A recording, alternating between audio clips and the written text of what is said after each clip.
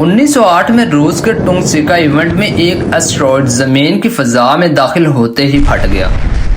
کیا آپ جانتے ہیں روزانہ ہزاروں چھوٹے پتھر خلا سے زمین پر گرتے ہیں، جن میں سے زیادہ تر فضا میں ہی جل کر ختم ہو جاتے ہیں، لیکن کبھی بڑا پتھر یعنی خطرناک میٹرائیڈ زمین تک پہنچ جائے تو تباہی یقینی ہوتی ہے، جیسے 1908 میں روس کے ٹونگسیکا ایونٹ میں ہوا، جب ایک اسٹرائیڈ زمین کی فضا میں داخل ہوتے ہی 5 سے 10 کلومیٹر کی بلندی پر دھماکے سے پھٹ گیا۔ یہ زمین پر تو نہیں گرا، لیکن پھر بھی صرف اس کے دھماکے کی لہر نے 2000 مربع کلومیٹر کا جنگل تباہ کر دیا۔